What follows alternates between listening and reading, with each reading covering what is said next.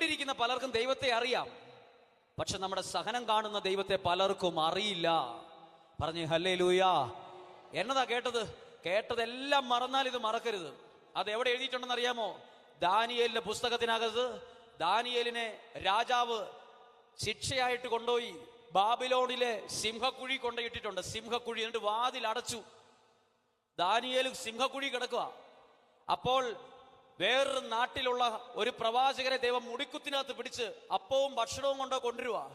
അപ്പോൾ ദൈവം ഈ പ്രവാചകനോട് പറഞ്ഞു, ഭക്ഷണം കൊടുക്കാൻ പറഞ്ഞപ്പം ഈ കുഴിയിലേക്ക് ഭക്ഷണം നീട്ടിക്കൊടുത്തപ്പം ദാനിയേൽ ഭക്ഷണം ആർത്തിയോടെ ഭക്ഷിച്ചു എന്നല്ല എഴുതിയിരിക്കുന്നത്. ദാനിയേൽ ഉടനെ പറയുക, ഈ കുഴി കിടക്കുന്ന എന്നെ നീ ഓർത്തല്ലോന്ന് പറഞ്ഞു. ഹല്ലേലൂയാ. ഏതേലും സഹനത്തിൽ കിടക്കുന്ന വ്യക്തികൾ, വേദനയുടെ കുഴി കിടക്കുന്ന വ്യക്തികൾ, നഷ്ടത്തിലായിരിക്കുന്ന വ്യക്തികൾ ഈ സമയത്ത് കൂടപ്പുറപ്പ് മറക്കും, സഹപ്രവർത്തകര് മറക്കും, ഒപ്പം ശുശ്രൂഷ ചെയ്തവര് മറക്കും, മക്കള് മറക്കും, ഭാര്യ മറക്കും, ഭർത്താവ് മറക്കും, ഫ്രണ്ട്സ് മറക്കും. ദൈവം മറക്കില്ല. എഴുതിയിരിക്കുന്ന നോക്കിയ ദാനിയേലിന്റെ കുടുംബക്കാര് മറന്നു. ദാനിയേലിന് ഫുഡ് കഴിച്ചു എന്ന് ആരും വന്ന് ചോദിച്ചില്ല. ഈ സിംഹക്കുഴി കിടക്കുന്ന മനുഷ്യൻ ജീവനോടെ ഉണ്ടോ എന്ന് ഒരുത്തൻ പോയി വന്ന് വാതൊക്കെ നോക്കിയിട്ടില്ല. അപ്പോഴാ ദാനിയേൽ ഉറക്കെ പറയുന്നത്, എന്നെ നീ ഓർത്തല്ലോന്ന്. ഈ മൈക്കിലൂടെ പറയുമ്പോൾ ഇത് ഫീൽ ചെയ്യില്ല, ആർക്കും ഫീൽ ചെയ്യില്ല. ഇത് ഫീൽ ചെയ്യണമെങ്കിൽ ഇതുപോലൊരു കുഴി കിടക്കുന്ന ഒരാളായിട്ട് അവസ്ഥയിൽ നിൽക്കുമ്പം ആ വാക്കിന് ഭയങ്കര അർത്ഥം വരും. നമ്മുടെ കണ്ണ് നിറയും. ദാനിയേൽ പറയാണ്, നീ എന്നെ ഓർത്തല്ലോ എന്ന്. ഭയങ്കര റിസ്കാ ദൈവം എടുത്തേ. ദൈവത്തിന് നേരിട്ട് ഫുഡ് കൊടുത്താൽ പോരായിരുന്നോ? പ്രവാചകനെ കൊണ്ടുവന്ന് അവിടെ കൊണ്ട് നിർത്തി ഫുഡ് കൊടുപ്പിച്ചു. അന്നേരം ദൈവം പറയുക, ഞാൻ വിശന്നായിരിക്കുന്നെന്ന് വരെ ദൈവത്തിന് അറിയാലോ എന്ന്. എന്റെ വയറ്റിലെ വിശപ്പ് വരെ അറിയാവുന്ന ഒരു ദൈവ എന്റെ ദൈവം. പലർക്കും അറിയില്ല, പലരും പ്രാർത്ഥിക്കുന്ന ഒരു ശുശ്രൂഷകരുവാ. എന്റെ ദാനിയേലിന്റെ വിശപ്പറിഞ്ഞവനാ ദൈവം. വിശപ്പ് പോലും അറിയുന്ന ഒരു ദൈവത്തെ പലർക്കും അറിയില്ല എന്നുള്ളതാണ് പലരുടെയും പരാജയ കാരണം. പറഞ്ഞേ ഹല്ലേലൂയാ. ഒരു കരം ഉയർത്തി ഉറക്കെന്ന് പറഞ്ഞേ ഹല്ലേലൂയാ, ഹല്ലേലൂയാ. സഹനത്തിന് വിലയുണ്ട്, ഭയങ്കര വിലയുണ്ട്. ആ വില അറിഞ്ഞാൽ സഹിക്കുന്നത് ഭയങ്കര ഭാഗ്യമാണെന്ന് നമ്മൾ കരുതുന്നല്ല, ഏറ്റെടുക്കും. അങ്ങനെ ഈ മനുഷ്യൻ പറഞ്ഞു, സഹനത്തിന് ഭയങ്കര വിലയുണ്ട്. എന്നിട്ട് അവൻ പറഞ്ഞൊരു ഡയലോഗ് ഞാൻ ഇപ്പോൾ ഓർത്തിരിക്കുക. സങ്കീർത്തനം 56:8 എന്താണ് വചനം? നിങ്ങൾക്കറിയാവുന്നൊരു വചനമാണ്. ഏതാ വചനം? അവിടുന്ന് നിന്റെ അലച്ചിലുകൾ എണ്ണിയിട്ടുണ്ട്.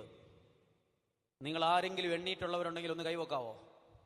ആരും കൈവക്കരുത്. അലച്ചിലുകൾ ആരും എണ്ണാറില്ല. ഊട്ടി ഫ്ലവർ ഷോ കാണാൻ പോയത് എണ്ണിയിട്ടുണ്ട്, എറണാകുളം ലുലുമാളി പോയത് എണ്ണിയിട്ടുണ്ട്, സുഹൃത്തുക്കളോടൊപ്പം ടൂർ പോയത് എണ്ണിയിട്ടുണ്ട്, പഞ്ചാബ് രാജസ്ഥാൻ ട്രിപ്പ് പോയത് എണ്ണിയിട്ടുണ്ട്, നല്ലൊരു പടത്തിന് ഫാമിലി ആയിട്ട് പോയത് എണ്ണിയിട്ടുണ്ട്, നല്ലൊരു ഹോട്ടലിൽ കയറി ഗുണകരമായ രുചികരമായ ഒരു ഫുഡ് കഴിച്ചത് ഭയങ്കര ഓർമ്മയിലുണ്ട്. ആരും എണ്ണാത്തൊരു കാര്യം ദൈവം എണ്ണീന്ന്. ഏത്? എൻ്റെ അലച്ചിലുകൾ ദൈവം എണ്ണിയിട്ടുണ്ടെന്ന്. രണ്ടാമത്തേത് ആരും ചെയ്യാത്തതാ. എന്ത്? അവിടുന്ന് നിന്റെ കണ്ണുനീർ കണങ്ങൾ കുപ്പിക്കകത്ത് ശേഖരിച്ചിട്ടുണ്ടെന്ന്. എന്തുകൊണ്ടാ തുവാലെ തൂത്തിട്ടുണ്ടെന്ന് എഴുതാഞ്ഞേ? നമ്മൾ എഴുതുവാടെ എന്നാ എഴുതേനേയും? ഞാൻ എൻ്റെ കണ്ണുനീര് ഇതുപോലെ ഒരു തുവാലെ തൂത്തിട്ടുണ്ട് പല പ്രാവശ്യവും എഴുതിയേനെ. നിങ്ങൾ ആരെങ്കിലും കുപ്പിയിലെടുത്ത് വെച്ച് ആരെങ്കിലും എഴുതാത്തുണ്ടോ? നിങ്ങളുടെ മക്കൾ കരഞ്ഞപ്പോൾ നിങ്ങൾ കുപ്പി എടുക്കാനാണോ ഓടിയേ? തുവാല എടുക്കാനാ ഓടിയേ? നിങ്ങൾ ആരെങ്കിലും കരയുമ്പോൾ പെട്ടെന്ന് സാരിത്തുമ്പേൽ അത് തൂത്ത് കളഞ്ഞിട്ടുണ്ട്. ഞാനാണെ ലോഹയെ തൂത്ത് കളയും, ഈ വെള്ളത്തുണിയെ തൂത്ത് കളയും. ഞാൻ അടുക്കളയിൽ പോയി കുപ്പി എവിടെയാ ഉള്ളത് നോക്കാൻ പോകാറില്ല. നമുക്ക് ചിലപ്പോൾ ചിരി വരും ഇത് വായിക്കുമ്പം. ദൈവത്തിന് വേറെ പണിയൊന്നും ഇല്ലെന്ന് ചോദിക്കും. ഒരു മനുഷ്യൻ കരയുമ്പോൾ ദൈവം കുപ്പി എടുക്കാൻ പോകുന്നു. കുപ്പി എടുക്കുന്ന എന്തിനാ? എന്തേ കുപ്പി ശേഖരിക്കുള്ളൂ? എന്തേ ശേഖരിച്ചു വെക്കുള്ളൂ? വിലയുള്ളതിനെ ശേഖരിക്കുള്ളൂ. നമ്മൾ ആരും വിലയില്ലാത്തതായി കണ്ടതാ. രണ്ട് കണ്ണിലൂടെ ഒഴുകുന്ന കണ്ണുനീരിന് നമ്മൾ വിലയില്ലാത്തത് കൊണ്ടാ അത് വേറൊരാൾ കാണുന്നതിന് മുമ്പ് അങ്ങ് തൂത്ത് കളയുന്നേ. ദൈവം പറയുക, ഞാനത് തൂത്ത് കളയില്ലെന്ന്. ഞാൻ അതിനെ നിലത്ത് വീഴാനും സമ്മതിക്കില്ല. അത് കുപ്പിയിലെടുത്ത് വയ്ക്കും. കുപ്പിയിലെടുത്ത് വെക്കുന്നത് ഉപ്പുരസമുള്ള കണ്ണീരാണെന്ന് നിങ്ങൾ ഓർക്കണം. നമ്മളും കുപ്പിയെടുക്കാൻ പോയേനെ. എപ്പം? ആയുർവേദ കടയിൽ ഒരു കുപ്പി കണ്ണുനീരിന് 450 രൂപ ഉണ്ടെന്നിരിക്കട്ടെ. ഒരു കുപ്പി കണ്ണുനീര് 450 രൂപ. 1 ലിറ്ററിന് ഇത്രയും വിലയുണ്ടെന്ന് കരുതുക. ചില സൗന്ദര്യം പോയാലും 2 കുപ്പി ഇവിടെ ഒട്ടിച്ചോണ്ടേ ഇവിടെ വരുള്ളൂ പലരും. ഇനി അറിയാതെ എങ്ങനെ 2 തുള്ളി വന്നാലേ അത് വെറുതെ ലൂസാക്കണ്ടല്ലോ എന്ന് വിചാരിച്ച് നമ്മൾ ചില സൗന്ദര്യമൊക്കെ പോയാലും വേണ്ടില്ല 2 കുപ്പി 1 കുപ്പി ഇവിടെ. റബ്ബർ പാൽ എടുക്കുന്ന പോലെ നമ്മൾ കണ്ടീനെടുത്തേനെ. എങ്ങനെ? റബ്ബർ പാൽ എടുക്കുമ്പോൾ ഇങ്ങനെ ചിരട്ടിലെടുത്തിട്ട് ബക്കറ്റിൽ ഒരു ഒരയില്ലേ, ഇങ്ങനെ ഉരച്ച്, അതുപോലെ നമ്മൾ ഇങ്ങനെ എടുത്തിട്ട് ഗ്ലാസ്സിൽ ഉരച്ചിറക്കിയേനെ. ഇതിന് വിലയില്ലാത്തതുകൊണ്ടാണ്. ഇത് തുണി കൊണ്ട് തൂക്കും. ഈ തുണി നാളെ ഒരു സമയത്ത് അലക്കിയും കളയും. സർവശക്തനായ ദൈവം പറയുക, നിന്റെ കണ്ണുനീര് ഞാൻ കുപ്പിയിൽ ശേഖരിച്ചിട്ടുണ്ട്. ദൈവമേ, നീ എന്നെ ഓർത്തല്ലോ. പറഞ്ഞേ ഹല്ലേലൂയ. എൻ്റെ ജീവിതത്തിലെ കാര്യം പറയാം. ഞാൻ പിന്നീട് എൻ്റെ അപ്പച്ചൻ്റെ മദ്യപാനത്തിൻ്റെ വിഷമം എൻ്റെ മനസ്സിലുണ്ട്. ഇതെനിക്ക് ഭയങ്കര വളമായിട്ട് മാറി, ഭയങ്കര ശക്തിയായിട്ട് മാറി. ഞാൻ പിന്നീട് 5ാം ക്ലാസ്സിൽ ഏകദേശം പഠിക്കുമ്പോഴാണ് ഒരു കല്യാണത്തിന് പോയ ഓർമ്മ. എൻ്റെ ജീവിതത്തിലെ സഹനത്തിന് ദൈവം വിലയിട്ട കാര്യം പറയുന്നത്. ദുഃഖത്തോടെ അല്ല പറയുന്നത്, 100%, 100ൽ 101% ഹാപ്പി, സന്തോഷത്തോടെ പറയാം. 5ാം ക്ലാസ്സിൽ പഠിക്കുമ്പോൾ ഒരു കല്യാണത്തിന് പോയപ്പോൾ നല്ല ഡ്രസ്സില്ലാത്തതുകൊണ്ട് സ്കൂളിലിട്ട യൂണിഫോമുമായിട്ടാണ് പോയത്. അത് സാമാന്യം അന്നത്തെ കാലത്തെ നല്ല കല്യാണമായതുകൊണ്ട് മറ്റ് പൊതുവായി എടുക്കുന്ന ഫോട്ടോകളൊന്നും പെടാതിരിക്കാൻ വേണ്ടി എന്നെ ഈ വേഷത്തിൽ കണ്ട ആ വീട്ടിലെ ഒരാൾ എന്നെ കയ്യെ പിടിച്ചുകൊണ്ട് പോയി ഒരു റൂമിനകത്തിട്ട്, ഒരു ചെറിയൊരു കുടിസുമുറിക്കകത്തിട്ട് വാതിലടച്ചിട്ട് എന്നോട് പറഞ്ഞു, ഇവിടെ നിന്നോന്ന് പറഞ്ഞു. വിളിക്കാൻ വരുമ്പോഴേ വിളിക്കുമ്പോൾ വന്നാൽ മതി എന്ന് പറഞ്ഞു. അന്നത്തെ പ്രായം ചിന്തിക്കാനൊന്നും അത്ര കാര്യമായിട്ട് അറിയില്ലാത്ത പ്രായം. ഞാൻ അവിടെ നിന്ന് സ്റ്റോർ റൂം, അത് അവിടെ കിഴങ്ങ്, പയറ്, കല്യാണത്തിന് ആവശ്യത്തിന് സവോള മേടിച്ച് എല്ലാം അവിടെ ഇരിപ്പുണ്ട്. അവിടെ നിന്നു. കുറേ സമയം കഴിഞ്ഞപ്പോൾ ഞാൻ ഇറങ്ങി ചെന്നപ്പോൾ എൻ്റെ വീട്ടിലുള്ളവർ ചോദിച്ചു, എവിടെയായിരുന്നു? കുറേ നേരമായിരുന്നു. ഞാൻ ഇവിടെയായിരുന്നു, എന്നെ ഇനി ആൾ നിർത്തിയെന്നും പറഞ്ഞു. പിന്നീട് എനിക്ക് മനസ്സിലായി, ഒരു കല്യാണത്തിന് ചെന്നപ്പോൾ നല്ല ഡ്രസ്സ് ഇല്ലാത്തത് കൊണ്ടാണ് ഈ മാറ്റി നിർത്തിയത് എന്ന് എനിക്ക് മനസ്സിലായി. പിന്നീട് ഒന്നും കല്യാണത്തിനൊന്നും ഞാൻ അധികം പോയിട്ടില്ല. പിന്നെ ഒരു കല്യാണത്തിന് പോകാൻ ഞാൻ ഇഷ്ടപ്പെട്ടിട്ടുമില്ല. പിന്നെ എൻ്റെ മനസ്സിലതൊരു വേദന പോലെ ആയി മാറിയത്.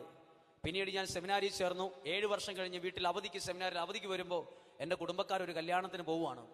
അപ്പോൾ എൻ്റെ കുടുംബത്തിൽ വേറൊരു ബന്ധുക്കളുണ്ട്. എൻ്റെ വിഷമം അറിയാവുന്ന ഒരു ബന്ധുവാണ് എൻ്റെ കൂടെ ഉള്ളത്. അപ്പോൾ എന്നോട് എൻ്റെ എല്ലാവരും പറഞ്ഞു, എന്നാൽ വെട്ടത്തൊരുങ്ങി നമുക്കും ഒപ്പം കല്യാണത്തിന് പോയിട്ട് വരാം, ഒന്ന് പോകാം. അപ്പോൾ ഞാൻ പറഞ്ഞു, ഞാൻ വരുന്നില്ല എന്ന് മാത്രം പറഞ്ഞപ്പോൾ എന്നെ ഈ കല്യാണത്തിന് വിളിച്ചയാൾ ഞാൻ ഇരിക്കുന്ന കസേരയുടെ അടുത്ത് വന്നിട്ട് അവരുടെ ഒരു കരം എൻ്റെ തലയിലോട്ട് വെച്ചു. അതെൻ്റെ ഒരു അമ്മയുടെ ഒരു സഹോദരിയാണ്. തലയിൽ കയ്യിൽ ഇങ്ങനെ വെച്ചിട്ട് പറഞ്ഞു, നീ 7 വർഷമായില്ലേ സെമിനാരിയിൽ, 4 വർഷം 5 വർഷം കഴിയുമ്പോൾ നീ വൈദികനാകും. അപ്പോൾ നീ നോക്കിക്കോ, എന്ത് കാര്യത്തിന് കുടുംബക്കാരെ വിളിക്കുമ്പോഴും നിന്നെ ആയിരിക്കും ആദ്യം എല്ലാത്തിനും വിളിക്കുന്നതെന്ന് പറയും. ഇതൊരു കുഞ്ഞൊരു സെന്റൻസ് ആണെങ്കിലും മനസ്സ് നിറയുന്ന ഒരു വാക്കായി പോയി. എല്ലാ വിഷമങ്ങളും മായ്ച്ചു കളയുന്ന പോലെ എനിക്ക് തോന്നി. എന്തായാലും വൈദികനായി കഴിയുമ്പം ഞാനും ചിന്തിച്ചത് വളരെ ശരിയാണ്. കാരണം എൻ്റെ കുടുംബത്തിൽ വേറെ ആരും വൈദികനായിട്ടില്ല. അതുകൊണ്ട് എന്ത് കാര്യത്തിൽ എന്നെ വിളിക്കുമെന്ന് ഈ സഹോദരി പറഞ്ഞ പ്രവചനം പോലെയാണല്ലോ എന്ന് ഞാൻ ചിന്തിച്ചു. അങ്ങനെ ഞാൻ വൈദികനായി വയനാട്ടിൽ ഒരു സ്ഥലത്ത് അപ്പോയിൻമെന്റ് എനിക്ക് കിട്ടി. ധ്യാന കേന്ദ്രത്തിലേക്കൊന്നുമല്ല എനിക്ക് അപ്പോയിൻമെന്റ് ലഭിച്ചത്. ഞാനിപ്പോൾ ആയിരിക്കുന്ന സ്ഥലം ഇപ്പോൾ ധ്യാന കേന്ദ്രമാണ്. അന്നത് ധ്യാന കേന്ദ്രം അല്ലായിരുന്നു 6 വർഷങ്ങൾക്ക് മുമ്പ്. ഞാൻ അവിടെ ചെന്നപ്പോൾ ഇടയ്ക്കിടയ്ക്ക് എൻ്റെ വീട്ടിലേക്ക് ഞാൻ ഫോൺ ചെയ്യുമ്പോൾ ചോദിക്കുന്ന ഒരു സെന്റൻസ് ആണ്, കല്യാണം വല്ലവരുടെ ആയിട്ടുണ്ടോന്ന്. കുറേ പ്രാവശ്യം ചോദിച്ചപ്പോൾ എൻ്റെ അമ്മ തിരിച്ച് മറുപടി പറഞ്ഞു, ദേഷ്യത്തോടെ പറഞ്ഞു, കല്യാണമാകുമ്പോൾ അങ്ങോട്ട് പറയൂന്ന് പറഞ്ഞു. പിന്നെ അത് ചോദിക്കാൻ പേടിയായിട്ട് മിണ്ടിയില്ല. പിന്നെ ഒരു പ്രാവശ്യം എന്നെ വിളിച്ചപ്പോൾ പറഞ്ഞു, കല്യാണമാണ്, നിന്നെ ചിലപ്പം വിളിക്കുമായിരിക്കുന്നു. ഞാൻ ചോദിച്ചു, പിന്നെ അഡ്ജക്റ്റീവ് ആണല്ലോ അമ്മ, എന്താണ് ചിലപ്പം വിളിക്കുകയല്ലേ? വിളിക്കുമായിരിക്കും എന്ന് പറഞ്ഞു. എന്തായാലും എന്നെ കല്യാണത്തിന് വിളിച്ചു. ആ സഹോദരി പറഞ്ഞ പോലത്തെ ഒരു വിളിയാണ് വിളിച്ചതും. ഒരു കുടുംബത്തിലെ ഒരു കല്യാണം, വലിയൊരു കല്യാണമാണ്. വിളിച്ചത് ആ വീട്ടിലെ സഹോദരൻ വിളിച്ചിട്ട് പറഞ്ഞു, കല്യാണമാണ്, അറിഞ്ഞു കാണുമല്ലോ, തലേ ദിവസമേ വരണം, കുർബാന ചെല്ലണം, പ്രസംഗം പറയണം. അതെനിക്ക് ഭയങ്കര സന്തോഷമായി. അന്ന് തന്നെ ഒരു ലോഹ സ്റ്റിഫാൻ ഷൈൻ മുക്കി വെച്ചു, പാൻസോ അലക്കി വെച്ചു. ഇന്നാള് വെള്ള നീലയിട്ട് പോയപ്പോൾ സ്റ്റോർ റൂമിലാണ് പോയി നിന്ന്. ഇനി പോകുമ്പം വൃത്തിയായ ഒരു സ്ഥലത്ത് വൃത്തിയായിട്ട് പോകണമെന്ന് ആഗ്രഹിച്ച് നല്ല സ്റ്റാൻഡേർഡ് ആയിട്ട് പോകാൻ തീരുമാനിച്ചു. അങ്ങനെ ഞാൻ എൻ്റെ അച്ഛന്മാരോട് അവിടെയുള്ളവർ പറഞ്ഞു, ഞാൻ കല്യാണത്തിന് പോകും, 2 ദിവസം കഴിഞ്ഞേ വരുള്ളൂ എന്ന് പറഞ്ഞ് ഞാൻ നേരത്തെ പോയി അടിഞ്ഞൊരുങ്ങിപ്പോയി. സന്ധ്യയായപ്പോൾ ഈ കല്യാണ വീട്ടിലെത്തി. ഞാൻ വളരെ സന്തോഷത്തോടും പ്രതീക്ഷയോടും കൂടിയാണ് ആ വീട്ടിൽ ചെല്ലുന്നത്. അവിടെ ചെല്ലുമ്പോൾ ഞാൻ വിചാരിച്ച പോലൊന്നും എനിക്ക് കാര്യങ്ങൾ ലഭിച്ചില്ല. അവിടെ ചെല്ലുമ്പം എന്നെ ആരും മൈൻഡ് ചെയ്യുന്നില്ല, ആരും വിളിക്കുന്നുമില്ല. ഒന്നിനും ഞാൻ വിചാരിച്ച പോലൊന്നും അല്ല ലഭിക്കുന്നത്. എൻ്റെ കുഴപ്പം കൊണ്ടാണ്, എൻ്റെ കുറവ് കൊണ്ട് തന്നെയാണ്. എനിക്കത് പെട്ടെന്ന് വല്ലാണ്ട് ഫീൽ ചെയ്തു. എനിക്ക് തോന്നി, തലേദിവസം വരണ്ടായിരുന്നല്ലോ. എന്നോട് ഒരാൾ ചോദിച്ചു, ഭക്ഷണം കഴിച്ചോന്ന്. ഞാൻ പറഞ്ഞു ഇല്ല എന്ന്. എന്നാൽ ഭക്ഷണം കഴിച്ചോളാൻ പറഞ്ഞു, സാധാരണ പോലെ. പിന്നീടുള്ള സംസാരമെല്ലാം എനിക്ക് ഓശാന ഞായറാഴ്ചത്തെ കഴുതയുടെ അനുഭവം പോലെ എനിക്ക് തോന്നി. എന്താണ് ഓശാന ഞായറാഴ്ചത്തെ കഴുതയുടെ പ്രത്യേകത? ഓശാന ഞായറാഴ്ചത്തെ കഴുത സ്റ്റാൻഡേർഡ് കഴുതയാണ്. ഈ കഴുതയ്ക്ക് ഒരു വിലയില്ലായിരുന്നു. ഒരു ദിവസം ഈശോ വന്നപ്പോൾ പിന്നെ ആൾക്കാർ തുണിയിടാൻ തുടങ്ങി, ഇല വീശാൻ തുടങ്ങി. കഴുത വിചാരിച്ചു എന്നും ഇതാണെന്ന്. ഈശോ കയറിയ ഈ കഴുതയെക്കുറിച്ച് വേറൊരാൾ കഥ എഴുതി. ഞാനിപ്പോൾ പറയുന്നത് കഥയിലെ കഴുതയുടെ അനുഭവമാണ്. പിറ്റേ ദിവസം ഈ കഴുത ആളുകളുള്ള സ്ഥലത്ത് ചെന്നുവെന്നും ആളുകൾ എറിഞ്ഞോടിച്ചു എന്നാണ് കഥയിലെ കഴുത. എനിക്ക് അതുപോലെ തന്നെ തോന്നി, വരണ്ടായിരുന്നല്ലോ എന്ന് എനിക്ക് തോന്നി. അങ്ങനെ ഞാൻ പെട്ടെന്ന് ആ കല്യാണ വീട്ടിൽ നിന്ന് അല്പം ഭക്ഷണം കഴിച്ച് ഇറങ്ങി. ഞാൻ എൻ്റെ വീട്ടിൽ ചെന്നപ്പോൾ എൻ്റെ വീട്ടിലുള്ള ഒരാൾ എന്നോട് ചോദിച്ചു, എന്താ ടെൻഷൻ? ഞാനൊന്നും പറഞ്ഞില്ല എന്നാന്ന്. ഒന്നുമില്ല എന്ന് പറഞ്ഞു. യാത്രയുടെ ക്ഷീണമാണെന്ന് ഞാൻ പറഞ്ഞു. പിറ്റേ ദിവസം എനിക്ക് കുർബാന ചെല്ലണമെന്നുള്ളൊരു ആഗ്രഹം എൻ്റെ മനസ്സിലുണ്ട്. അങ്ങനെ ഞാൻ അവിടെ നിന്ന് എൻ്റെ ഒരു കൂട്ടുകാരനെ ഞാൻ ഇച്ചിരി ദൂരോട്ട് പോയി മാറി നിന്നിട്ട് വിളിച്ചു. എടാ, നാളെ നിനക്ക് വണ്ടിയായിട്ട് ബൈക്കുമായിട്ട് വരണം, സ്കൂട്ടറുമായിട്ട് വരണം, ഒരു കല്യാണത്തിന് പോകാനാണ്, നീ എന്തായാലും വരണമെന്ന് പറഞ്ഞു. ഞാൻ 7:30 അവിടെ എത്താമെന്ന് പറഞ്ഞു. അവൻ വരാമെന്ന് തീരുമാനിച്ചു. എനിക്ക് ഭയങ്കര സന്തോഷമായി. അവൻ എന്നോട് പറഞ്ഞു, എന്നെ കല്യാണത്തിന് വിളിച്ചിട്ടില്ല, എന്നാലും ഞാൻ വരാം, നിന്നെ ഒന്ന് കാണാമല്ലോ എന്ന് പറഞ്ഞു. ഞങ്ങൾ രണ്ടുപേരും കൂടെ ഈ പറഞ്ഞ സമയത്ത് പോയി കല്യാണം നടക്കുന്ന പള്ളിയിൽ ചെന്നു. പള്ളിയിൽ ചെന്നപ്പോൾ അവിടെ രാവിലത്തെ കുർബാന കഴിഞ്ഞ് ആൾക്കാർ പോയിട്ടേ ഉള്ളൂ. കല്യാണത്തിൻ്റെ ലക്ഷണം പോലും ആ സമയത്തില്ല. ഇനി മണിക്കൂറുകൾ കഴിഞ്ഞിട്ടാണ് കല്യാണം വരുന്നത്. കല്യാണത്തിന് സമയം മണിക്കൂറുകൾ ഉള്ളതുകൊണ്ട് ഇവരെന്നോട് പറഞ്ഞു, ഇത്രയും നേരത്തെ വരണ്ടായിരുന്നല്ലോ എന്ന് പറഞ്ഞു. നേരത്തെ വരണ്ടല്ല എന്ന് അവിടെ വർത്താനമൊക്കെ പറഞ്ഞ് സമയം പെട്ടെന്ന് പോയി. എൻ്റെ ഫോണിലേക്ക് ഒരു കോള് വരുവാണ്, എവിടെ ഉള്ളതെന്ന്. അപ്പം ഞാൻ ഫോൺ എടുത്ത് തിരിച്ച് മറുപടി പറഞ്ഞു, ഞങ്ങളുടെ പള്ളിയിലുണ്ട്, ഞങ്ങൾ ഇന്ന സ്ഥലത്തുണ്ട്. അപ്പോൾ എന്നോട് ഇങ്ങനെ വിളിച്ചു പറഞ്ഞു, എന്നാൽ വേഗം വീട്ടിലേക്ക് വാ, വീട്ടിൽ നിന്ന് പ്രാർത്ഥന ചൊല്ലി ഇറങ്ങാറായി എന്ന് പറഞ്ഞു. എൻ്റെ ഇന്നലത്തെ ദുഃഖമെല്ലാം പെട്ടെന്ന് അപ്രത്യക്ഷമായി. ഇവനോട് പറഞ്ഞു, എടാ വണ്ടി എടുക്കും, നമുക്ക് പോകാം എന്ന് പറഞ്ഞ് ഞാനും എൻ്റെ കൂട്ടുകാരനും കൂടെ ആ വീട്ടിൽ ചെല്ലുന്നു. അവിടെ ആഘോഷമായ ഒരു രീതിയാണ്, നല്ല ഒരു ആഘോഷമായ ഒരു കല്യാണമാണ്.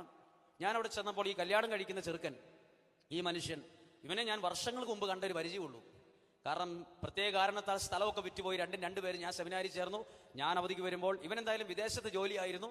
ജോലിക്ക് വന്ന് കല്യാണം നടക്കുകയാണ് ഇപ്പം. ഇനി ഇത് കഴിഞ്ഞ പാടെ തിരിച്ചു പോവുകയും ചെയ്യും. അങ്ങനെ ഈ കല്യാണത്തിന് ഞാൻ അവിടെ ഈ വീട്ടിൽ നിൽക്കുമ്പം എന്നോട് പറഞ്ഞു, പ്രാർത്ഥന രൂപത്തിന് മുമ്പിലാണ് നിൽക്കുന്നത്. ഫോട്ടോ എടുക്കുന്നവരും വീഡിയോക്കാരൊക്കെ അടുത്തുണ്ട്, വീഡിയോ എടുക്കുന്ന ആൾക്കാരുണ്ട്, ഫോട്ടോക്കാരുണ്ട്. അപ്പം ഞാൻ ഇവൻ വരാത്തോണ്ട് എല്ലാവരും വെയിറ്റ് ചെയ്യുകയാണ്. അപ്പോൾ ഇവനെ ഒന്ന് കാണാൻ ആഗ്രഹിച്ച് ഞാൻ ആ കല്യാണ വീട്ടിൽ നിന്ന് വിരളയിൽ ഇങ്ങനെ പൊങ്ങി ഞാൻ വീടിൻ്റെ അകത്തേക്ക് നോക്കി. ഈ കല്യാണം കഴിക്കാൻ പോകുന്ന ചെറുക്കൻ ഇവനെ ഒന്ന് കാണാൻ വേണ്ടിയിട്ട്. അപ്പം ഞാനിങ്ങനെ നോക്കിയത് അവൻ കണ്ടു. അവൻ കല്യാണത്തിന് കോട്ടൊക്കെ ഇട്ട് റെഡിയായിട്ട് നിൽക്കുന്ന ആളാണ്. പക്ഷെ അവനൊരു ഫോൺ ചെയ്യുകയാണ്. പെട്ടെന്ന് അവൻ ആ ഫോൺ കട്ട് ചെയ്തിട്ട് ഇവൻ വേഗത്തിൽ വന്നപ്പോൾ എൻ്റെ മനസ്സ് ഭയങ്കര സന്തോഷിച്ച് എന്നോട് പറഞ്ഞു, ഞാൻ ഇങ്ങനെയാണ് ചിന്തിച്ചത്, എൻ്റെ അടുത്ത് വന്ന് വേഗം വരുന്നത് സന്തോഷത്തോടെ ആയിരിക്കുമെന്ന്. ഇവൻ അടുത്തേക്ക് വന്ന് ഇച്ചിരി ദേഷ്യത്തിൽ എന്നാൽ സാമാന്യ ഒച്ചയിൽ ഇങ്ങനെ പറഞ്ഞു, നീ കുർബാന ചെല്ലണ്ട കേട്ടോ എന്ന് പറഞ്ഞു. നീ കുർബാന ഇത് ഞാൻ പ്രതീക്ഷിക്കാത്തൊരു ഡയലോഗ്, ഒരു അടി കിട്ടിയ പോലെ എനിക്ക് തോന്നി. ഇതിൽ എന്തേരെ വേദന ഉണ്ടെന്ന് നിങ്ങൾക്ക് അറിയില്ലായിരിക്കും. ഇതിൽ എന്തേരെ വേദന ഉണ്ടെന്ന് മുറ്റത്തൊരു കല്ലെടുത്ത് ഒറ്റ ഇടി ഇവിടെ ഇടിക്കണം. എന്തേരെ വേദനയുണ്ടോ അതിനേക്കാൾ വലിയ വേദന നമുക്ക് ഇടിക്കാതെ തന്നെ ഫീൽ ചെയ്തു. അപ്പം എൻ്റെ കൂട്ടുകാരൻ അത്ഭുതത്തോടെ എൻ്റെ കയ്യെ പിടിച്ചു, എൻ്റെ പുറത്ത് തൊട്ടു. എനിക്ക് തൊട്ടപ്പോഴേ എനിക്ക് ബാക്കി കാര്യങ്ങൾ വായിച്ചു. ഇവൻ എന്നോട് പറഞ്ഞു, 2 കാര്യങ്ങളാണ് പറഞ്ഞത്. നീ കുർബാന ചൊല്ലുകയും പ്രസംഗിക്കുകയും വേണ്ട എന്ന് പറഞ്ഞു. അത് ബന്ധം കൊണ്ടാണ് അത്രയും ഡയലോഗ് പറഞ്ഞത്. പെട്ടെന്നൊരു അസ്വസ്ഥത അവിടെ വന്നു. എന്നോട് പറഞ്ഞത് കുർബാന ചെല്ലണം, പ്രസംഗം പറയണമെന്ന് പറഞ്ഞ് ഞാൻ ചെല്ലുന്നു. എനിക്കൊരു ഭയങ്കര ഒരു വിഷമം. അപ്പോൾ ഉടനെ ഇവൻ്റെ സഹോദരങ്ങളും അപ്പനും ഓടി വന്നിട്ട് ഇവനെ വഴക്ക് പറയുവാണ് ഇവിടെ വെച്ച്. അത് നീ തീരുമാനിക്കേണ്ട, പള്ളിയിൽ ചെല്ലുമ്പോൾ അച്ഛന്മാർ തീരുമാനിക്കട്ടെ. അപ്പം ഇതെനിക്കിതൊന്നും മനസ്സിലാകാത്തപ്പോൾ ഇതെല്ലാം പെട്ടെന്നിട്ട് എന്നോട് വീട്ടിലെ ഒരു ഉത്തരവാദിത്തപ്പെട്ട ആൾ പറയാ, നീ അങ്ങ് പ്രാർത്ഥിക്കാൻ. നിങ്ങൾ എന്നോട് ചോദിക്കരുത് ആ വീട്ടിൽ ഞാൻ എന്നാ പ്രാർത്ഥിച്ചതെന്ന്. ഞാൻ കുറേ പ്രാവശ്യം അതൊന്ന് ആലോചിച്ച് നോക്കി, എന്നാ ഞാനെന്ന് പ്രാർത്ഥിച്ചെന്ന്. ഇന്നും എനിക്കറിയാൻ പാടില്ല ആ കല്യാണ വീട്ടിൽ ഞാൻ എന്നാ പ്രാർത്ഥിച്ചത്. പ്രാർത്ഥനയാണോ എന്ന് പോലും എനിക്കറിയാൻ പാടില്ല. എന്തോ ഞാൻ ചൊല്ലിയിട്ടുണ്ടെന്ന് എനിക്കറിയാം. പ്രാർത്ഥന കഴിഞ്ഞ് പെട്ടെന്ന് പുറത്തിറങ്ങി ഇതേ ബൈക്കിൽ എന്നെ ഇവൻ കൊണ്ടുപോവാണ്. ഒരക്ഷരം ഇവൻ മിണ്ടിയില്ല. കൃത്യം കല്യാണം നടക്കുന്ന പള്ളിയിലേക്ക് കയറേണ്ട വഴിയുടെ അപ്പുറത്തേക്ക് കൊണ്ടുപോയി ബൈക്ക് നിർത്തിയിട്ട് ഇവൻ ബൈക്ക് ഓഫ് ആക്കിയിട്ട് റോഡിന്റെ സൈഡിൽ കൈ കെട്ടിയിരുന്നു, ബൈക്കേ തന്നെ. ഞാൻ ചോദിച്ചു, പോകുന്നില്ലേ? അപ്പോൾ എന്നോട് അവൻ ചോദിച്ചു, മുകളിലേക്ക് പോകണോ വീട്ടിലേക്ക് പോകണോ എന്ന്. ഞാൻ പറഞ്ഞു, 33 വയസ്സേ ആയിട്ടുള്ളൂ, മുകളിലേക്ക് പോകാൻ പ്രായമായിട്ടില്ല എന്ന് പറഞ്ഞു. മുകളിലേക്ക് പോകണേ 90 വയസ്സാകണം. ഇവൻ എന്നാ ഉദ്ദേശിച്ചറിയോ? കല്യാണത്തിന് പോകണോ വീട്ടിലേക്ക് പോകണോ എന്ന്. അപ്പം ഞാൻ അന്നേരം പറഞ്ഞു, എന്തായാലും വയനാട്ടിൽ നിന്ന് ഉടുത്തൊരുങ്ങി നല്ല കളറുള്ള ലോഹയൊക്കെ എടുത്തിട്ട് വന്നതാണ്, എന്തായാലും ഈ കല്യാണം കൂടിയിട്ടേ പോകുന്നുള്ളൂ, നീ എന്തായാലും വണ്ടി ഇച്ചിരി മാറ്റി വെച്ചോ, എന്തും സംഭവിക്കാം. പിന്നെ രണ്ടും കെട്ടൊരു രീതിയാണ്, രണ്ടും കൽപ്പിച്ചുള്ളൊരു പോക്കാണ്. ഇനി അവിടെ ചെല്ലുമ്പോൾ അല്പം അധികം വൈദികരുണ്ട്. സംഭവം ഇങ്ങനെയാണ്, ഇവൻ വിദേശ രാജ്യത്തായതുകൊണ്ട് ഇവന്റെ പല കൂട്ടുകാർക്കും കല്യാണത്തിന് പങ്കെടുക്കാൻ പറ്റാത്തത് കൊണ്ടും ഇവൻ അവിടുന്ന് വരുന്നതിന് മുമ്പ് തന്നെ നല്ല പാട്ടുകാരനായ ഒരു അച്ഛനെ കൊണ്ട് കുർബാന ചെല്ലാൻ ഓൾറെഡി ബുക്ക് ചെയ്തു. പിന്നെ രണ്ടാമത്തെ ഒരു പ്രസംഗം പറയാൻ വേറൊരു അച്ഛനെ ബുക്ക് ചെയ്തു. ഇതെല്ലാം ഓൾറെഡി ബുക്ക് ചെയ്തതാ. അപ്പോഴാണ് എന്നോട് ഇതറിയാതെ സഹോദരൻ വിളിച്ചു പറയുന്നത് എന്നോട് കുർബാന ചെല്ലണമെന്ന്. അങ്ങനെ ഇത് തമ്മിൽ ക്ലാഷ് ആയതാണ്. ഇവനൊരു പേടി, ഞാൻ കുർബാന ചൊല്ലി കുളവായ കഴിഞ്ഞാൽ CD വരുമ്പോൾ ഇത് വീഡിയോ ഒക്കെ വരുമ്പോൾ ശരിയാവില്ല. അവൻ്റെ കൂട്ടുകാർ ബബ്ബ വെച്ചുള്ള പ്രസംഗം ശരിയാവത്തില്ലാത്തതുകൊണ്ട് അവൻ സത്യസന്ധമായിട്ട് പറഞ്ഞാൽ എൻ്റെ സത്യമായ അവസ്ഥ അറിഞ്ഞുകൊണ്ട് അവൻ പറഞ്ഞ് നീ പാടണ്ട, നീ കുർബാന ചെല്ലണമെന്ന് എൻ്റെ അന്നത്തെ അവസ്ഥ വെച്ച് അവൻ പറഞ്ഞതാണ്. എക്സ്ട്രാ ഓർഡിനറി ഒന്നുമില്ല. അപ്പോൾ എനിക്കിത് ഭയങ്കര വിഷമമായി പോയത് വേറൊരു സത്യം. കുർബാന കഴിഞ്ഞു, സൈഡിൽ നിന്ന് കുർബാന കൂടി, ഒരു പ്രാർത്ഥന കുർബാനയെ ചൊല്ലി. ഞാൻ ഇത്രേ പ്രാർത്ഥിച്ചിട്ടുള്ളൂ, ഈ കുർബാന പെട്ടെന്നൊന്ന് തീർന്നായിരുന്നെങ്കിൽ, ഇത് തീർന്നു കിട്ടിയായിരുന്നെങ്കിൽ. അങ്ങനെ മുള്ളേ നിന്ന് കുർബാന തീർന്ന് ഈ ഇട്ട കാപ്പ അഴിച്ചു വെക്കുമല്ല, വലിച്ചൂരി. ഞാൻ അവിടെ ആൾത്താരല്ല ഇറങ്ങി പാടി. എല്ലാ അച്ഛന്മാരും വരുന്നതിന് മുമ്പ് എനിക്ക് എന്തോ ഒരു അസ്വസ്ഥത ഉള്ളതുപോലെ ഞാൻ പെട്ടെന്ന്, എനിക്ക് താങ്ങാൻ പറ്റാത്തതിന് അപ്പുറത്ത് വിഷമമായി, നിന്നാൽ ശരിയാവില്ല എന്ന് വിചാരിച്ച് പെട്ടെന്ന് ഇവനെ ഞാൻ മുറ്റത്തിറങ്ങി ഫോൺ വിളിച്ച് ഇവന്റെ ബൈക്കിൽ കയറി ഞാൻ വേറെ സ്ഥലത്തെത്തി. എന്നിട്ട് ഇവനോട് ഞാൻ പറഞ്ഞു, മാനന്തവാടിക്ക് പോകുന്ന ബസ് കിട്ടുന്ന ഒരു സ്ഥലത്ത് നീ എന്നെ നിർത്തിത്താ. ഞങ്ങൾ തമ്മിൽ അധികം സംസാരം ഇല്ലായിരുന്നു. പിന്നീട് ഒരു ഹോട്ടലിൽ കയറി ഭക്ഷണം കഴിക്കാൻ വേണ്ടി ഇരുന്നപ്പം ഞാൻ ഇവന്റെ കയ്യെ തൊട്ടിട്ട് പറഞ്ഞു, ഞാൻ ഭക്ഷണം കഴിക്കാതെയാ വന്നേ, ഈ വിഷമം നീ ആയിട്ട് വീട്ടിൽ പോലും അമ്മയോട് പോലും പറയരുത്, ഇത് നമ്മൾ തമ്മിൽ തീർന്നു, ഞാനിത് ആരോടും പറയില്ല, ഇത് ഞങ്ങൾ തമ്മിൽ തീർക്കണം, ഇതാരും ഇനി അറിയാൻ പാടില്ല, ഞാൻ ഭക്ഷണം കഴിച്ചിട്ടാണോ കഴിക്കാതെയാണോ പോയതൊന്നും ആരും അറിയരുത്. മാനന്തവാടി ബസ്സേ കയറി മാനന്തവാടി വരാൻ ഏകദേശം 2.5 മണിക്കൂർ എടുത്തു. അത്രയും സമയം എൻ്റെ മനസ്സ് എങ്ങനെ സ്പീഡിൽ പോയി എന്ന് എനിക്കറിയാം. പെട്ടെന്ന് മാനന്തവാടി എത്തിയോലെ തോന്നി. ഈ സമയത്ത് എൻ്റെ മനസ്സിന്റെ ഭാരം ഞാൻ തൂക്കി നോക്കി. മനസ്സിന്റെ ഭാരം തൂക്കി നോക്കിയപ്പോൾ അകത്ത് ഏകദേശം 500 കിലോ ഉള്ള ഒരു അമ്മിക്കല്ല് അകത്തിരിക്കുന്ന പോലെ എനിക്കങ്ങ് ഫീൽ ചെയ്തു. എത്ര കിലോ? അത് നിങ്ങൾക്ക് പലർക്കും തോന്നും 500 കിലോ 600 250 കിലോ അമ്മിക്കല്ല് ഇരിക്കുന്ന പലരും ഉണ്ട് ഇതിനകത്ത്. ചിരിക്കാൻ പറ്റില്ല. ശ്വാസം വിടുമ്പോൾ ചിലപ്പോൾ നമുക്കിങ്ങനെ ചങ്കത്തടിച്ച് നോക്കുമ്പോൾ എന്തോ ഒരു കട്ടി പോലെ തോന്നും, എൻ്റെ രോഗം വരുമെന്ന് തരം തോന്നും. അങ്ങനെ ഭയങ്കര കഷ്ടപ്പെട്ടു. തിരിച്ച് എന്ന പാടെ മുറ്റത്ത് ചെടി നനച്ചുകൊണ്ടിരിക്കുന്ന അച്ഛനോട് ചോദിച്ചു, കല്യാണത്തിന് പോയിട്ട് ഭയങ്കര മൂഡ് ഔട്ട് ആണല്ലോ എന്ന്. എനിക്ക് പറയാൻ പറ്റുമോ കല്യാണത്തിന് പോയിട്ട് അമ്മിക്കല്ല കിട്ടിയെന്ന്? യാത്രയുടെ ക്ഷീണമാണെന്ന് ഞാൻ പറഞ്ഞ് ഞാൻ കയറിപ്പോയി. പിന്നീട് ഞാൻ ഇതൊന്ന് ഡൈല്യൂട്ട് ആക്കാൻ കുറേ പരിശ്രമിച്ചിട്ട് എനിക്ക് പറ്റിയില്ല. അന്നേരം എനിക്ക് ഏക ആശ്രയമായത് ഈശോയുടെ കുരിശാണ്. ഏക ആശ്രയമായത്. അതാ പറഞ്ഞത്, ചില സമയത്ത് ചില ദുഃഖങ്ങൾ നമുക്ക് ആരോടും പറയാൻ പറ്റാത്തതാ. പറഞ്ഞാൽ തോന്നുന്നു ഒരു കല്യാണത്തിന്റെ കേസല്ലേ ഉള്ളൂ, ചെറുതല്ലേ എന്ന് ചോദിക്കും. ചിലതൊക്കെ നമുക്ക് നമ്മളെ തന്നെ മൂടുന്ന കുഴി കിടക്കുന്ന പോലെ തോന്നും, ഭയങ്കര ആഴമുള്ളതാ. ആ സമയത്ത് കുരിശുരൂപത്തിന് ഭയങ്കര ശക്തിയാണ്. അത് ഇത്രയും നാൾ ബേശരി ഇരുന്നപ്പോൾ അതിന് ശക്തിയുള്ളതായിട്ട് എനിക്ക് തോന്നിയിട്ടില്ല. ഇത്രയും നാൾ അത് അവിടെ ഇരുന്നിട്ടും എനിക്കത് ഹൃദയത്തോട് ചേർത്ത് വെക്കാൻ തോന്നിയിട്ടില്ല. പക്ഷെ ഒരു സഹനം വന്നപ്പോൾ അത് ഹൃദയത്തോട് ചേർത്ത് വെച്ചപ്പം പകുതി ഭാരം കുരിശേറ്റെടുത്തായിട്ട് എനിക്കങ്ങ് ഫീൽ ചെയ്തു. എനിക്ക് കുറെ ആശ്വാസം അങ്ങനെ കിട്ടിയത്. പിന്നെ എനിക്ക് കുറെ പ്രാവശ്യം കുറെ തമാശ കേട്ടാൽ പോലും, ഒരു കോമഡി ഷോ TV കണ്ടാൽ പോലും എനിക്ക് ചിരി വരില്ലായിരുന്നു. ഞാനത് മാറാൻ വേണ്ടി ഇത് എന്ത് ചെയ്യണമെന്ന് ആലോചിച്ചിങ്ങനെ നടക്കുമ്പം ബൈബിളിലെ ചില വചനങ്ങൾ എന്നെ വല്ലാതെ എൻ്റെ മനസ്സിൽ വല്ലാണ്ട് കയറി ഇറങ്ങി വരും. ഏത് വചനം? അവിടെ നിന്ന് നിന്റെ കണ്ണുനീർ തുടച്ചു മാറ്റുന്നൊരു വചനമുണ്ട്. നിന്റെ കണ്ണുനീർ കടങ്ങൾ കുപ്പിയിൽ വെച്ചിരിക്കുന്ന ദൈവത്തെ ഞാൻ കാണും. ഇതെല്ലാം ഞാനിങ്ങനെ ഏറ്റെടുക്കുവാണ്. ഇനിയാണ് അത്ഭുതം എന്ന് പറയുന്ന കാര്യം നടക്കുന്നത്. അത്ഭുതം എന്ന് പറയുന്ന സഹനത്തിന് വിലയുണ്ടെന്ന് പറയാൻ പോവാണ് ഇനി. ഇതൊന്നും ആരെയും കുറ്റമായിട്ട് പറയുമല്ല കേട്ടോ. ഇവിടം വരെ വന്ന് ഞാനങ്ങനെ വിഷമിച്ചിരിക്കുമ്പം മംഗലാപുരം രൂപതാ സെമിനാരിയിൽ പഠിക്കുന്ന ഞങ്ങളുടെ സഭയിലെ ഒരു അച്ഛൻ, അന്ന് ഡീക്കൻ, പേര് ഫെബിൻ, എന്നെ വിളിക്കുന്നത്. എന്നെ വിളിക്കുവാണ്. എന്നെ ഇങ്ങനെയാ വിളിച്ചു പറഞ്ഞ്, അച്ഛൻ എവിടെയാ? ഞാൻ പറഞ്ഞ വയനാട്ടിൽ വടുവഞ്ചാലിൽ. എന്താണ് പ്രശ്നം? ഞാനൊരു പ്രാർത്ഥനാ സഹായം ചോദിച്ചു വിളിച്ചതാന്ന് പറഞ്ഞു. എന്തുവാടാ പ്രാർത്ഥനാ സഹായം? അതായത് അവന്റെ സെമിനാരി പഠിക്കുന്ന മംഗലാപുരം രൂപതാ സെമിനാരി പഠിക്കുന്ന ഒരു തമിഴിന് തലേ മുടിയില്ലത്രേ. എനിക്ക് എന്നാ പ്രാർത്ഥനാ സഹായം എന്ന് കേൾക്കണം. മംഗലാപുരം രൂപതാ സെമിനാരി പഠിക്കുന്ന ഡീക്കിന് മുടിയില്ല, അച്ഛൻ പ്രാർത്ഥിക്കണം അവന്റെ തലേ മുടി വരാൻ. ഞാൻ പറഞ്ഞു, എനിക്ക് വേറെ കുറെ പണിയുണ്ടാവോ എന്ന് പറഞ്ഞു. മുടി വരാൻ പ്രാർത്ഥിക്കേണ്ട ഞാനല്ലടാ, ഇന്ദുലേഖയാന്ന് പറഞ്ഞു. ആരാ ഇന്ദുലേഖ? നീ തമാശയായിട്ട്. ഞാൻ പറഞ്ഞു, എടാ ഈ മുടി വരാൻ ഞാനല്ല, ഇന്ദുലേഖയോട് പറയാൻ പറഞ്ഞു. തമാശയായിട്ടാ പറഞ്ഞു.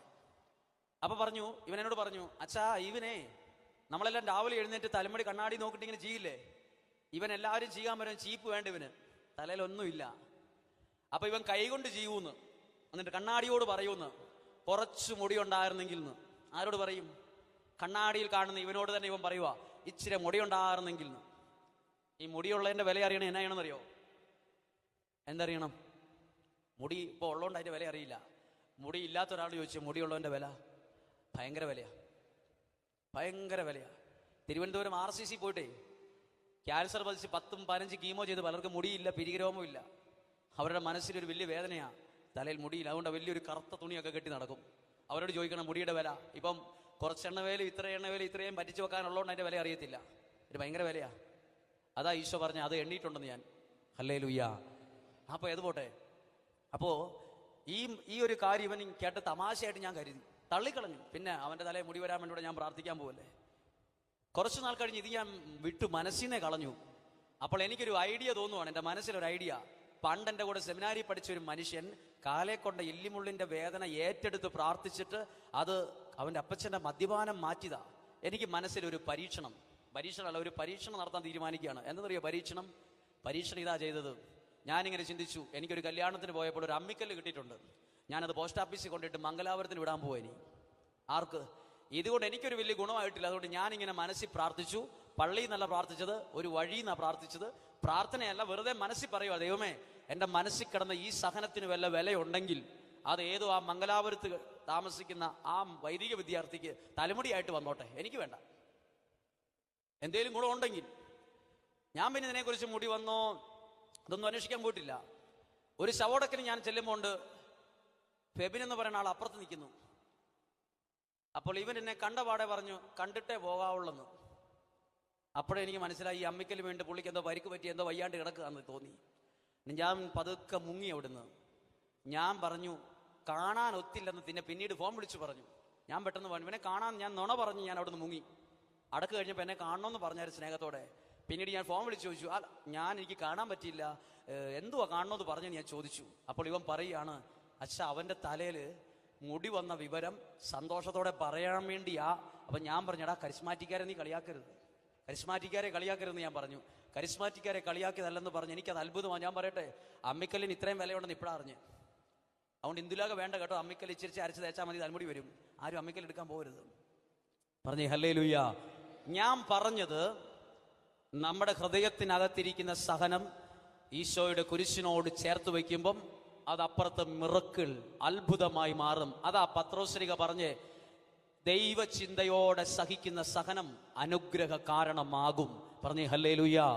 ഉറക്കെന്ന് പറഞ്ഞേ ഹല്ലേലൂയ. അടുത്തൊരു കാര്യം, കുറച്ചു നാൾ കഴിഞ്ഞപ്പോൾ ഈ സഹനമൊക്കെ സഹനമൊക്കെ മാറിക്കഴിഞ്ഞപ്പം ഞാൻ ഫ്രീ ആയി, സാധാരണ പോലെ ജീവിക്കാൻ തുടങ്ങി, മിണ്ടാൻ തുടങ്ങി. സംസാരിച്ചുകൊണ്ടിരിക്കുമ്പോൾ ഞങ്ങളുടെ ഓഫീസിലേക്ക് ഷാലോമിന്റെ ഓഫീസിൽ ഒരു കോള് വരുവാണ്. ഓഫീസിലെ സ്ത്രീ സഹോദരി അത് എടുത്തിട്ട് എന്നെ വിളിക്കുവാണ്, അച്ഛനെ ഷാലോം TV എന്ന് വിളിച്ചിരിക്കുന്നു. ഞാൻ പറഞ്ഞ, ചേച്ചി മാത്യു എന്ന് പേരുള്ള വേറെ അച്ഛന്മാർ പല സ്ഥലത്തുണ്ട്, എന്നെ ആയിരിക്കത്തില്ല. ചേച്ചി ഒന്നും കൂടെ തിരിച്ചങ്ങോട്ട് വിളിച്ച് ചോദിച്ചു നോക്ക്, വീട്ടുപേര് സെയിം ആണോ എന്ന് ചോദിച്ചു നോക്ക്. ഈ ചേച്ചി തിരിച്ചു വിളിച്ചപ്പോൾ വീട്ടുപേര് വയലാമണ്ണിൽ നിന്ന്. എന്നോട് പറഞ്ഞു, ഈ നമ്പർ തന്നെ അച്ഛനൊന്ന് ഷാലോമിലേക്ക് വിളിക്കാവോ? ഞാൻ ഷാലോമിലേക്ക് വിളിക്കുമ്പോൾ എനിക്ക് അവിടെ നിന്ന് കിട്ടുന്ന റിപ്ലൈ എന്നാണെന്നറിയാമോ? അവർ ചോദിക്കുവാണ്, ഷാലോമിൽ അച്ഛൻ്റെ പ്രഭാഷണം നടത്താൻ പറ്റുമോ എന്ന്. ആര്? കല്യാണത്തിന്റെ വീഡിയോയ്ക്ക് നിൽക്കാൻ നീ കുർബാന ചെല്ലണ്ട, നീ പ്രസംഗം പറയണ്ടെന്ന് പറഞ്ഞ് എന്നെ ഇപ്പൊ എവിടെ നിർത്തി? ഒരു കല്യാണ വീഡിയോ കണ്ടാൽ അത് 1000 പേര് പോലും കാണില്ല, 10,000 പേര് കണ്ടോട്ടെ. ഷാലോം TVയിൽ ദൈവവചനം പറയുന്നത് ലക്ഷക്കണക്കിന് ആളുകൾ എന്റെ ശബ്ദം കേട്ടു എന്നുള്ള വിശദ വിവരം ഞെളിഞ്ഞു പറയാൻ വേണ്ടിയിട്ടല്ല, ഒരു വീഡിയോയുടെ മുമ്പിൽ നിർത്താൻ ദൈവത്തിനൊരു പ്രത്യേകതയുണ്ട്. നമ്മൾ എവിടെ താണാലും ദൈവം ഉയർത്തും. അത് മനസ്സിലാക്കണം. എവിടെ താണാലും ദൈവം ഉയർത്തും. പത്രോസ്ലിഹ വെള്ളത്തിന്റെ മുകളിൽ കൂടെ നടന്നപ്പം എവിടെ താന്നുപോയി? വെള്ളത്തിൽ താന്നുപോയ ഈശോ പത്രോസിനെ എന്നാ ചെയ്തത്? താന്നുപോയ വെള്ളത്തിൽ പൊക്കി നിർത്തി. എന്നിട്ട് എടുത്തോണ്ടാണോ വള്ളത്തിൽ കയറ്റിയേ? എടുത്തോണ്ടല്ല കയറ്റിയത്. താന്നുപോയ വള്ളത്തിൽ ഈശോ പത്രോസിനെ ഇതേ വെള്ളത്തിൽ കൂടെ ഒന്നും കൂടെ നടത്തി എഴുതിയിട്ടുണ്ട്. എവിടെ താന്നുപോയാലും അവിടെ ഉയർത്തുകയും ചെയ്യും, അതിന്റെ മേലെ നടത്തുകയും ചെയ്യും. ആ ദൈവമാ എന്റെയും നിങ്ങളുടെയും ദൈവം. പറഞ്ഞേ ഹല്ലേലൂയ. ഒരു കരം ഉയർത്തി ഉറക്കെന്ന് പറഞ്ഞേ ഹല്ലേലൂയ. പ്രിയപ്പെട്ടവരെ, ഇനി അടുത്തത് ഒരു ഷാലോം TVയിൽ മാത്രമല്ല, പിന്നീട് ഇവിടെ വീഡിയോ എടുക്കുന്ന സനൂപ് എന്ന് പറയുന്ന വ്യക്തി ദൈവമായിട്ട് എനിക്ക് കൊണ്ടു തന്നൊരു വ്യക്തിയാണ്. ഒരു വീഡിയോ 1 മണിക്കൂർ 14,000 രൂപ 5,000 രൂപ വേണം യൂട്യൂബിൽ കൊടുക്കാൻ. ശരിക്കും പൈസ കൊടുക്കുവാണെങ്കിൽ പ്രതിഫലമേച്ച് ഒരു വീഡിയോ ചെയ്യാൻ ഒരു സഹോദരൻ വരുന്നു. ഞാൻ ചോദിച്ചു, എന്തിനാണ് വീഡിയോ എടുക്കുന്നത്? എന്നെ പോലത്തെ പൊട്ടപ്രസംഗം നീ TV-യിൽ യൂട്യൂബിലൊന്നും ഇട്ടേക്കരുത്, അതിനേക്കാൾ പ്രഭാഷണം നടത്താൻ കഴിവുള്ള 1000 കണക്കിന് വൈദികരുണ്ട്. ഇവൻ പറഞ്ഞ, വെച്ചാൽ വെറുതെ ഒന്ന് ഇട്ട് നോക്കാം. പിന്നീട് ഇട്ട് നോക്കിയിട്ട് 10,000 ലക്ഷങ്ങൾ കാണാൻ ഇടവന്ന് ദൈവവചനം പറയുമ്പോൾ എന്റെ കഴിവിൽ എന്നേക്കാൾ കഴിവുള്ള, ഡിഗ്രിയുള്ള, ബുദ്ധിയുള്ള, വിവരമുള്ള ആളുകൾ ഇരിക്കൊണ്ട് 90% എന്നേക്കാൾ മുകളിൽ എല്ലാ വിധത്തിലും നിൽക്കുന്നവരാണെന്ന് എനിക്ക് 100% ഉറപ്പുണ്ട്. പക്ഷെ എന്നെ ഇവിടെ നിർത്തിയെന്നറിയാമോ? ഒരു കാലത്ത് അറിഞ്ഞോ അറിയാതെയോ ഏറ്റെടുത്ത സഹനം എന്നെ കൊണ്ടുപോയി അഭിമാനത്തോടെയാണ് നിർത്തിയിരിക്കുന്നത്. എവിടെ നമ്മൾ അപമാനിതനായോ അവിടെ ദൈവം അഭിമാനത്തോടെ നിർത്തും. അതുകൊണ്ട് ഞാൻ പറയും, ഒരു സഹനവും തകർച്ചയ്ക്കല്ല, അത് അപ്പം മുറിച്ച പോലെയുള്ളൂ. ഇപ്പൊ മുറിക്കുമ്പോൾ ഒരു വേദനയുണ്ട്, പക്ഷെ അത് അത്ഭുതമാക്കി ദൈവം മാറ്റിയിരിക്കും. ഒന്ന് പറഞ്ഞേ ഹല്ലേലൂയ. അവർക്ക് പറഞ്ഞേ ഹല്ലേലൂയ. ഈ ദൈവവചനം പറയാൻ തുടങ്ങിയ പിന്നെ ഉണ്ടല്ലോ, ഞാൻ പണ്ടുകാലത്ത് ഒരു നല്ല ഫുഡ് കഴിക്കണമെന്ന് ആഗ്രഹിച്ചു. ഇപ്പോൾ ഏറ്റവും നല്ല ഫുഡ് വരെ ഞാൻ കഴിച്ചു. നല്ല ഒരു കട്ടിലേക്ക് കിടക്കണമെന്ന് ഞാൻ ആഗ്രഹിച്ചു. ഇപ്പോൾ താമസിക്കുന്ന ഞാൻ വീട്ടിൽ വളരെ ഗംഭീരമായ ഒരു വീട്ടിൽ AC ഇട്ടാണ് കിടക്കണത്. ഏത് വീടേക്കും അത് പിടിപാടില്ല. പക്ഷെ ഞാൻ ഓർത്ത് ദൈവം ഇത് എന്ത് വലിയ കട്ടില, 3 പേർക്ക് കിടക്കാനുള്ള വലിയ കട്ടിലല്ല. പണ്ടൊരു മര്യാദയ്ക്കൊരു ആടുന്ന കട്ടിലെ കിടന്നാൽ മതി എന്ന് ചിന്തിച്ചിട്ടുണ്ട്. ആടുന്ന കട്ടിൽ 4 കാലം ബലമുണ്ട്, കവുങ്ങിന്റെ കാലാണെന്ന് മതി എന്ന് വിചാരിച്ചിട്ടുണ്ട്. പക്ഷെ ഇന്ന് ദൈവം എന്നെ ഇന്ന് വരെ കയറാത്ത കാറെ കയറി, ഇന്ന് വരെ കിടക്കാത്ത കട്ടിലെ കിടന്നു, ഇന്ന് വരെ പുതയ്ക്കാത്ത പുതിയതരം പുതപ്പ്, ഇന്ന് വരെ 100 കണക്കിന് ആളുകളുടെ ഫോട്ടോ എടുത്തു. ഒരു വീഡിയോയ്ക്ക് നിൽക്കാൻ കൊള്ളിയല്ലെന്ന് പറഞ്ഞ് മാറ്റി നിർത്തി എന്നെയാന്ന് ഓർക്കണം. അതാ ഏറ്റവും വലിയ അത്ഭുതം. പ്രിയപ്പെട്ടവർ, ഞാനിന്ന് വിശ്വസിക്കുന്ന എൻ്റെ ഇല്ലാക്കഥ പറഞ്ഞതല്ല, എനിക്ക് അയ്യോഭാവം കിട്ടാൻ വേണ്ടി പറഞ്ഞതല്ല. ഞാൻ നിങ്ങളോട് പറഞ്ഞത് അവന്റെ മുറിവിനാൽ സൗഖ്യമുള്ളവനായി എന്ന് പറഞ്ഞതുപോലെ ഇവിടെ ഇരിക്കുന്ന ഒത്തിരി പേര് വേദനയുള്ളവരും വേദന തിന്നുന്നവരും കയ്പ് നീര് കടിച്ചിറക്കുന്ന പോലെ പെട്ടെന്ന് ഇറക്കുന്നവരൊക്കെയാ. ഒന്നും പേടിക്കണ്ട. ആദ്യം പറഞ്ഞ വചനം എന്നാ? സകലതും നന്മയാക്കി മാറ്റും. പറഞ്ഞേ ഹല്ലേലൂയാ. ഉറക്കെന്ന് പറഞ്ഞേ ഹല്ലേലൂയാ. ഒരു കരം ഉയർത്തി ഉറക്കെന്ന് സന്തോഷത്തോടെ പറഞ്ഞേ ഹല്ലേലൂയാ. സഹനത്തിന് വിലയുണ്ട്. പറഞ്ഞേ ഹല്ലേലൂയാ. ഒരു സഹനത്തിൽ പതരരുത്. പറഞ്ഞേ ഹല്ലേലൂയാ. സഹനത്തിലെല്ലാം തീർന്നു എന്ന് പറയരുത്. ഹല്ലേലൂയാ. ദാനിയേലിന്റെ വാക്കൊന്നും കൂടെ കേട്ടെ. ദാനിയേൽ പറഞ്ഞു, ഈ കുഴി കിടക്കുന്ന എന്നെ നാട്ടുകാർ ഓർത്തില്ല, കുടുംബക്കാർ ഓർത്തില്ല, സഹോദരങ്ങൾ ഓർത്തില്ല, നീ ഓർത്തല്ലോ എന്ന്. അത് 10 പ്രാവശ്യം ചുമ്മാ മനസ്സിൽ പറ. അത് തന്നെ സൗഖ്യമാ. ചുമ്മാതെ എന്നാ വീട്ടിൽ പോകുന്നവരെ, ദൈവമേ നീ എന്നെ ഓർത്തല്ലോ, ദൈവമേ നീ എന്നെ ഓർത്തല്ലോ എന്ന് ചുമ്മാ ബസ്സിൽ ഇരിക്കുമ്പോഴും കാറിൽ ഇരിക്കുമ്പോഴും 10 പ്രാവശ്യം പറ. അത് തന്നെ മനസ്സിന്റെ അകത്തെ കുറെ വിഷമങ്ങളെ സുഖപ്പെടുത്തൂന്ന്. പറഞ്ഞേ ഹല്ലേലൂയാ. ഈ ദൈവമാ നമ്മുടെ ദൈവം. നമ്മുടെ ദൈവത്തെ ശരിക്കും നമുക്കറിയില്ല. ഒന്നും കൂടെ പറഞ്ഞു നിർത്താം. പത്രോസ്ലിഹ വെള്ളത്തിന്റെ മുകളിൽ കൂടെ പോയി, പുള്ളി താന്നങ്ങ് പോയി. ശ്വാസം മുട്ടിന്ന് എഴുതിയിട്ടില്ല അതിനകത്ത്. കയ്യെ പിടിച്ചിട്ട് ആ വെള്ളത്തിൽ താന്നു പോകുന്ന വെള്ളത്തിൽ പിടിച്ചങ്ങോട്ട് നിർത്തിയിട്ട് പൊക്കിയെടുത്തു എന്നല്ല, അതേ വെള്ളത്തിൽ ഞാൻ ഈ പലകപ്പുറത്തൂടെ നടക്കുന്ന പോലെ തന്നെ ഈശോ നടത്തിയിട്ട് ആ വള്ളത്തിൽ കയറ്റി. ഇതാര് കണ്ടു? താന്നു പോകുന്നതും ആ വള്ളത്തിലിരിക്കുന്നവർ കണ്ടു, പിടിച്ച് നടത്തുന്നതും ആ വള്ളത്തിലിരിക്കുന്നവർ കണ്ടു. നമ്മൾ താന്നു പോകുന്നവർ കണ്ട് കുറെ പേര് ചിരിച്ചിട്ടുണ്ട്. പക്ഷെ ദൈവം പിടിച്ച് അതിന്റെ മുകളിൽ കൂടെ നടത്തുന്നത് അത്ഭുതത്തോടെ കുറെ പേര് കാണുന്നുമുണ്ട്. താന്നുപോയവരെ പിടിച്ച് നടത്തുന്ന ദൈവകരം ചിലപ്പോൾ വിശ്വാസം ഇല്ലാത്തവർ വരെ കണ്ട് അത്ഭുതപ്പെടും. പറഞ്ഞേ ഹല്ലേലൂയാ. ഒന്നും പേടിക്കരുത്. ദൈവം കൂടെ ഉണ്ടെങ്കിൽ ആര് പ്രതികൂലം? എന്റെ ദൈവം എനിക്ക് അനുകൂലമെങ്കിൽ ഞാൻ ഒന്നിനും ഭയപ്പെടണ്ട.